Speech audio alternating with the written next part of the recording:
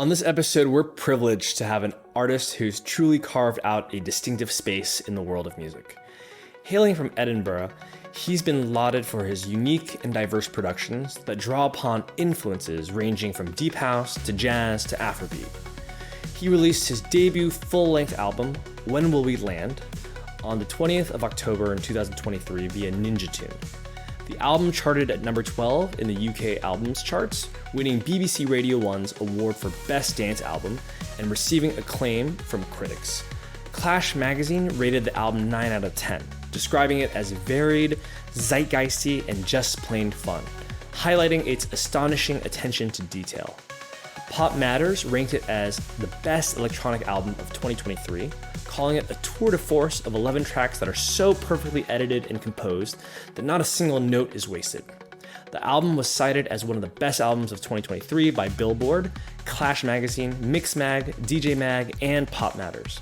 In December 2023, he won the DJ Mag Breakthrough Producer Award.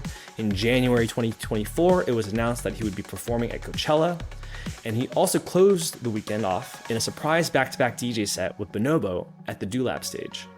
In February 2024, he won the BBC Radio 1 Dance Award for Best Album for When Will We Land.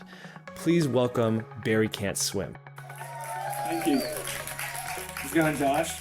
Yeah, I'm good, thanks, man. You all right? Dude, so good to have you here, man.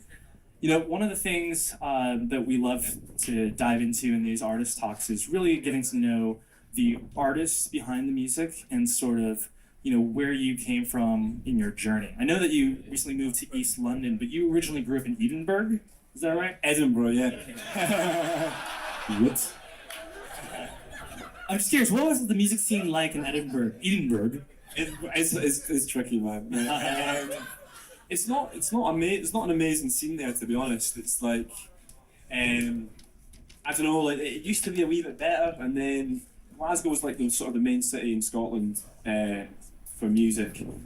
Edinburgh's always been a bit more focused around. We have a really big arts festival that's more focused around comedy, and it's more like high culture. So like a lot of like investment goes into like theatre and like opera and things like that. But when it comes to sort of like grassroots clubs and electronic music and things like that, it's I don't know, it's not amazing for it. And I think like the council in Edinburgh have been quite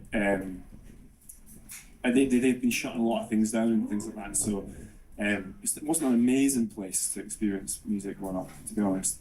That's really fascinating. So how did you get into music? Well, I played piano from about the age of like 9. Like my granddad found an article in the paper that was just a piano that was going free to our home, and my mum had wanted to do some like piano lessons, so we just got this free piano, and she started playing it, and then I sort of, in fact, I wasn't even interested, to be honest. I remember I wanted to play like football and which soccer, and my mum was like, "Man, come on, you try piano, like it'd be good." And I went and I did it, and I really enjoyed it, and I just sort of stuck it out.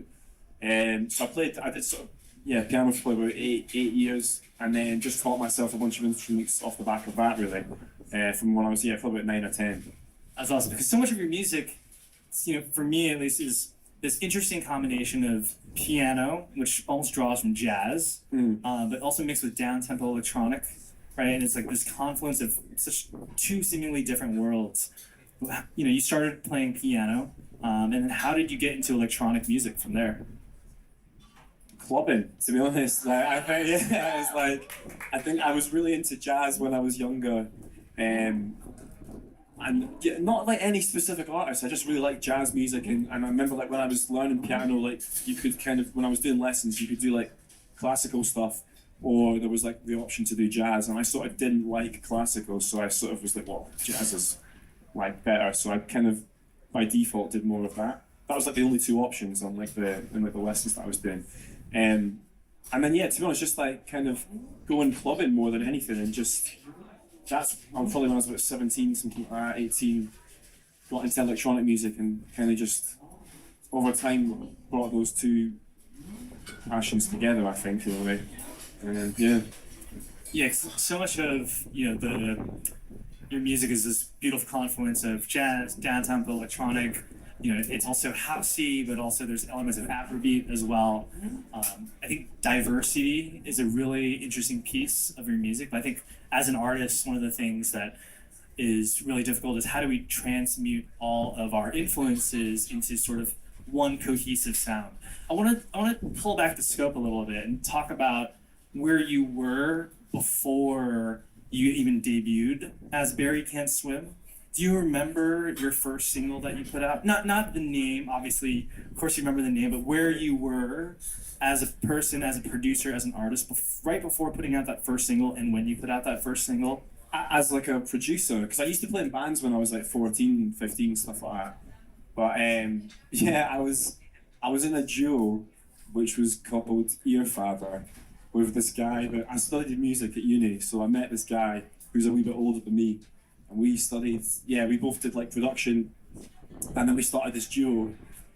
And it was funny, man, we put like one tune out, just on SoundCloud, and it got like, I don't know, it got picked up by a few people, and then we started getting like major labels hitting us up, and then we got a manager down in London. This was all off the back of like one tune.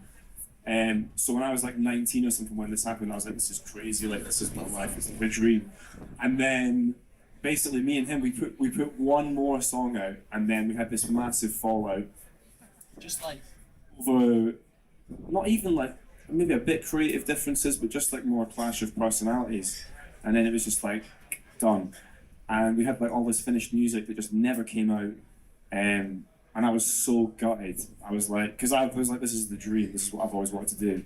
And then it kind of came, from my mind, it felt like it came so close. And then I just was like, I'm not going to produce again. It's sort of like, it's like a breakup. Like when you break up with someone and you're like, I'm not going on a date, like, I'm going to be single forever. And then like 3 years, you're like, I'm ready to date again. And it was kind of like that. I sort of had all this music I've been producing because I was like, still liked making tunes. But after a few years, I was like, okay, I'm ready to start putting stuff out in the world again. And then I had all this backlog of stuff that I then started putting out as Barry Can't Swim, which at the time was never really meant for anybody to hear. It was just something I was just doing because I just like making tunes, really. So, That's awesome. You were swiping right. So You were swiping right. it's just like, tune. So you put out your first single, and then I noticed you put out a string of singles before your first EP, More Fati, in 2021. And in some ways, it's interesting because, these first few singles really established you, but it was that body of work that you put out that really solidified your presence in the electronic music world as, a producer that's here to stay. And it's interesting to think, like, what is it about putting out that body of work? Why is it that the EP was so important for you to put out as opposed to just singles?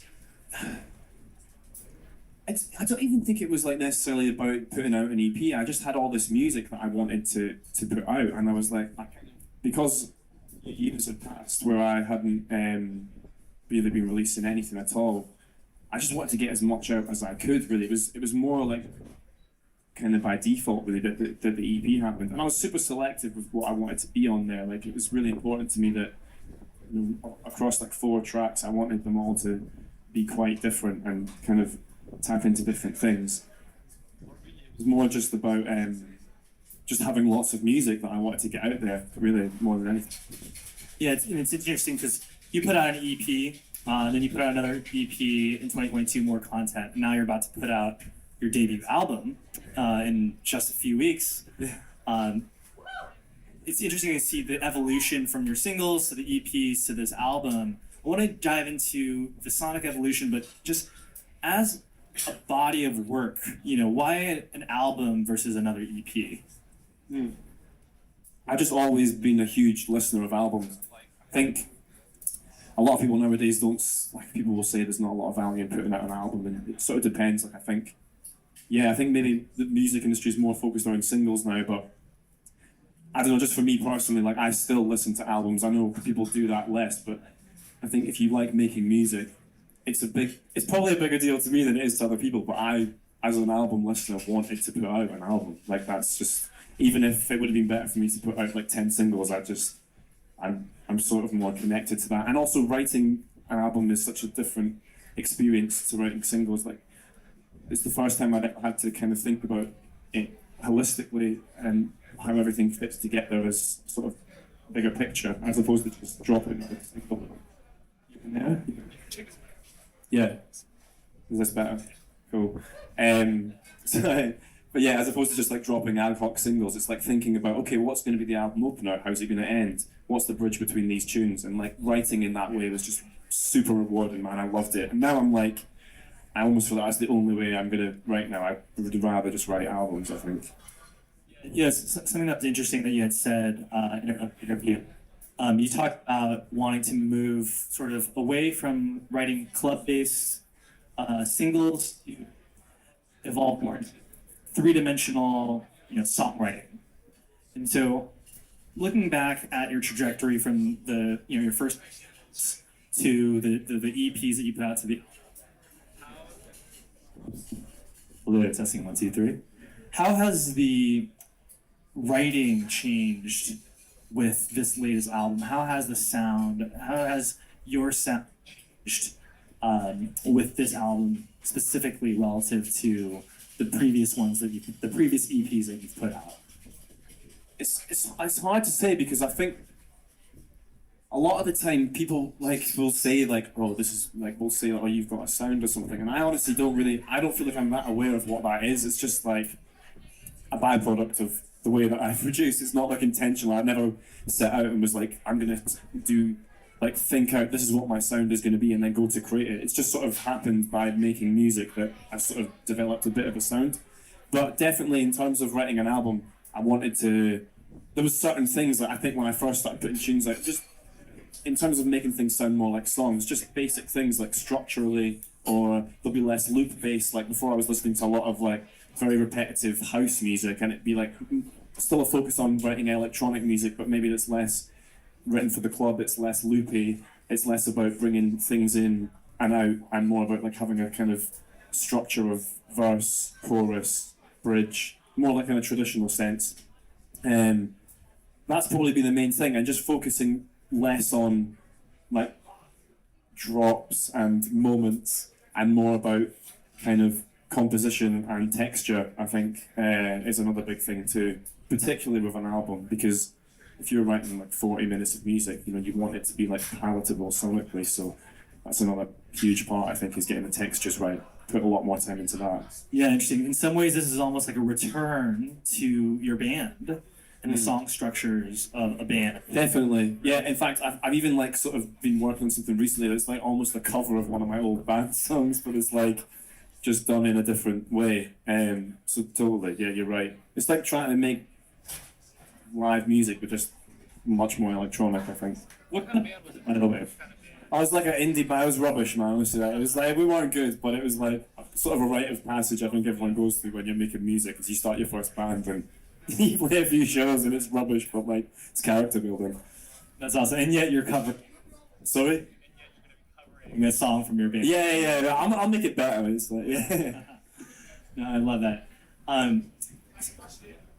One of the things that I think is really interesting that you talked about earlier was discovering electronic music through the club.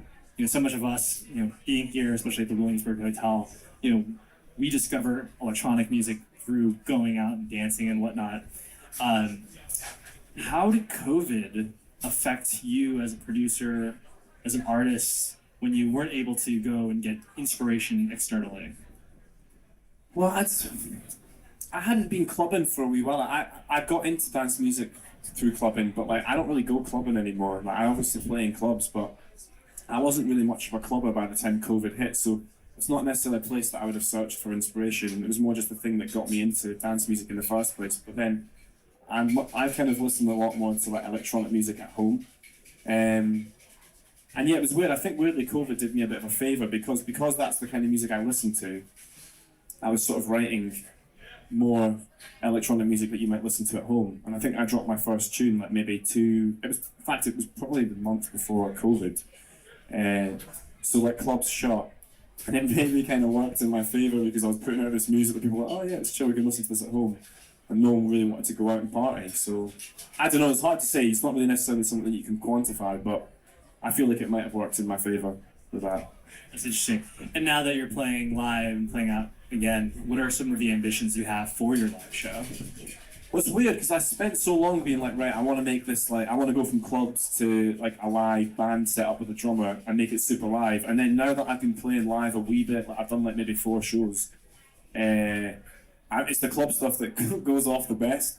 So now I'm like revisiting it and I'm like, fuck, okay, right, maybe I make this live set a bit clubbier. So it's like visually live and there's a drummer and like it looks live, but actually like I'm trying to get bigger tunes in there and more clubby moments. It's like sort of weird how it's happened. I thought the live thing should be like totally distinct from the DJ sets, but actually, I don't know, people just want to party.